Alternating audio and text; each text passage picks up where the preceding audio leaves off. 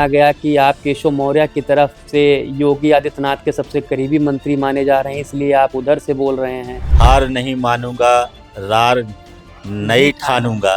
बयान आपका वायरल हुआ जिसमें कहा गया मुख्यमंत्री को भी जरूरत पड़ी तो रोक लेंगे। जनता से कहूंगा कि ये लड़ाई आपकी है, गांव में टूटी सड़कों की है, हर घर नल की है। जल जीवन मिशन के अलावा और भी कौन कौन से मुद्दे हैं जो भी प्राथमिकता पर आपके क्षेत्र?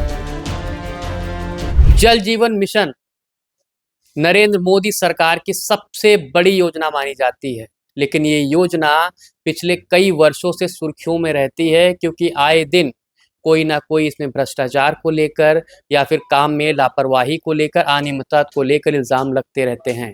लेकिन हाल फिलहाल में लगभग 2 हफ्ते पहले भाजपा के विधायक बृजभूषण राजपूत ने इसको लेकर तमाम ग्राम प्रधानों के साथ मंत्री के काफिले को रोका और समस्या बताई, जिसके बाद से ये मामला पूरे प्रदेश ही नहीं देश में गूंजने लगा। और उसके बाद में तमाम तरीके हर दिन एक नए मोड़ आते रहे। कभी सियासत जाति में बटी, कभी क्षेत्र में बटी, कभी योगी वर्सेस केशव मौर्य हुई, कभी दिल्ली वर्सेस लखनऊ हुई।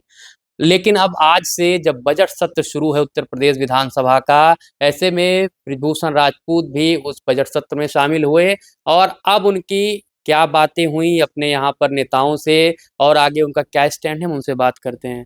सर, आज आप आए लखनऊ उसी मामले के बाद से, बड़े बड़े नेता मिले होंगे, क्या चर्चा हुई उनसे, क्या कहा उन लोगों?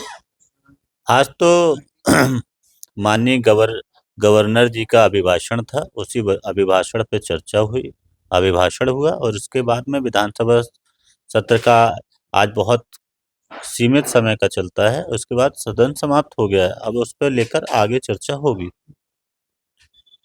आप इसका नाम इतना गूंज रहा है, आपके साथी विधायक मिले होंगे, तमाम मंत्री मिले होंगे, भले आज अभिभाषण तक मामला सीमित था लेकिन व्यक्तिगत बोलचाल का मामला तो रहा ही होगा।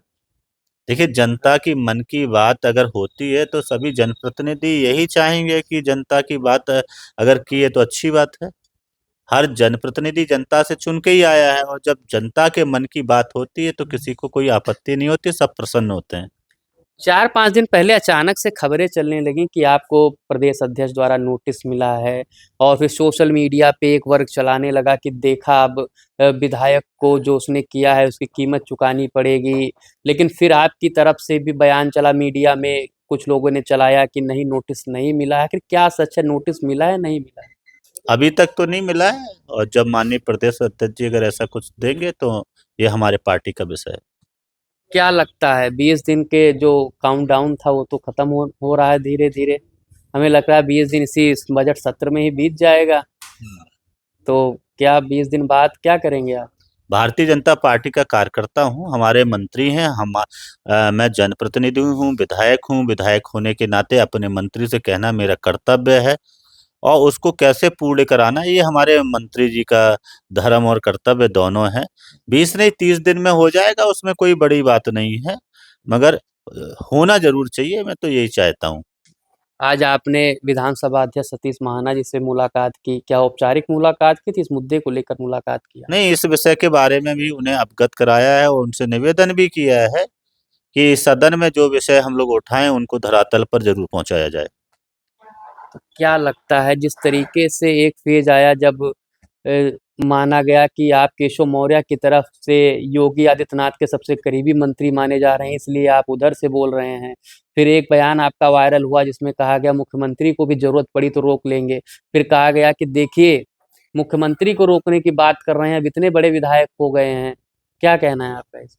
देखिए, इस पे कोई टिप्पणी नहीं है। जनता की आवाज उठाना जनप्रतिनिधि का कर्तव्य है, वही कार्य मैं अपना किया हूँ और जनता से बड़ा कोई नहीं होता है। जल जीवन मिशन के अलावा और भी कौन कौन से मुद्दे हैं जो भी प्राथमिकता पर आपके क्षेत्र में या पूरे उत्तर प्रदेश में आपको लगता है कि ये काम होने चाहिए? अभी जो मुद्दा है उस पे ही हम सबको रहना चाहिए। मुद्दे से भटकाने की बहुत लोग कोशिश कर रहे हैं, बहुत तरह तरह की बातें कर रहे हैं, बहुत झूठी झूठी खबरें फैलाई जा रही हैं, झूठे अखबारों में निकाला जा रहा है। मैं मीडिया बंधुओं से निवेदन करूंगा, झूठी खबरें निकालना बंद करें। जनता से कहूंगा कि ये लड़ाई आपकी है, गांव में टूटी सड़कों की है, हर घर नल की है। लेकिन खबर कोई भी चले, कमेंट में बॉक्स जो होता है वो आपके समर्थन से भरा रहता है। मिर्जापुर हो चाहे बुंदेलखंड हो, चाहे पश्चिम क्षेत्र हो, चाहे अवध क्षेत्र हो, चाहे गाजीपुर हो, हर जगह के लोग, हर जाति के लोग आपके समर्थन में लिख रहे हैं। आप तो ऐसे लगता है नायक के अनिल कपूर हो गए, इस हिसाब से आपका जन समर्थन। देखिए, जनता की बात जो भी उठाएगा, और जब सच है तो ये सच सबको दिखाई दे रहा है। ये सच सबको दिखाई दे रहा है, अधिकारियों को छोड़कर ये सच सबको दिखाई दे रहा है। और सच के साथ में आज पूरा प्रदेश और देश है। सदन में भी क्या आप उठाएंगे? सड़क की आवाज सदन तक पहुंच गई है। तो ये थे हमारे साथ। अब परिचय बताने की ज़रूरत अब फिर से नहीं है, क्योंकि इस समय फेसबुक पर खोलने के बाद में या कोई भी सोशल मीडिया चौथी पोस्ट या तीसरी पोस्ट में एक चेहरा आता है, वो बृजभूषण राजपूत का है। इन्होंने साफ कहा है, सबसे अगर कोई ताकतवर है तो वो जनता है। जनता से बड़ा ताकतवर कोई नहीं, और जनता की जो भी समस्याएं होंगी उसको लेकर ये हमेशा खड़े रहेंगे, और जनता भी इनके साथ खड़ी है। क्या अटल कहते जी हैं? कहते हैं, हार नहीं मानूंगा, रार नहीं ठानूंगा, काल के कपाल पर लिखता हूँ, मिटाता हूँ मिटाता हूँ, गीत गीत नया, नया गाता हूँ। गीत नया। अटल जी की इन पंक्तियों को लेकर पंडित दीनदयाल उपाध्याय जी ने जो कहा कि अंतिम पंक्ति के व्यक्तियों को उनका हक देना है, बुंदेलखंड अंतिम पंक्ति में है। बुंदेलखंड के घर घर में आज तो हर बड़ा घर बजट मिल नल गया, लेकिन योजना पहुंचनी चाहिए। आज तो बुंदेलखंड को बड़ा बजट में कहा गया बुंदेलखंड के लिए स्पेशल पैकेज दिया जाएगा। मैं बहुत बहुत धन्यवाद इसके लिए माननीय पूर्वांचल और बुंदेलखंड मैं के लिए। प्रधानमंत्री जी का बहुत बहुत धन्यवाद देता हूँ। बहुत बहुत हृदय तो से धन्यवाद देता हूँ। माननीय प्रधानमंत्री जी ने बुंदेलखंड को आईआईटी देने की भी बात कही है। उनको आईआईटी बुंदेलखंड को देने के लिए, आईआईटी मिला वहाँ हाँ, केंद्र माननीय सरकार के द्वारा। प्रधानमंत्री जी का बहुत बहुत हृदय से धन्यवाद देता हूँ कि उन्होंने बुंदेलखंड में आईआईटी बनवाने की घोषणा की है। मैं उनका पूरे बुंदेलखंड की जनता की तरफ से बहुत बहुत धन्यवाद करता हूँ। तो सुना आपने, इन्होंने अपनी बात अटल बिहारी वाजपेयी की उन पंक्तियों से खत्म किया जिसे आज के दौर में सियासत करने वाले लगभग सभी नेता उस लाइन से होके गुजरते हैं, क्योंकि उस लाइन में ये कहा जाता है, हार नहीं मानूंगा। मतलब जो भी उद्देश्य रहेगा, उस उद्देश्य के आगे कोई भी परिस्थिति आ जाए, हार नहीं मानूंगा और उस लक्ष्य तक पहुंचूंगा। और यही कहना विधायक बृजभूषण राजपूत का भी है। कैमरामैन आलोक के साथ रोहन मिश्रा, NTT भारत, लखनऊ।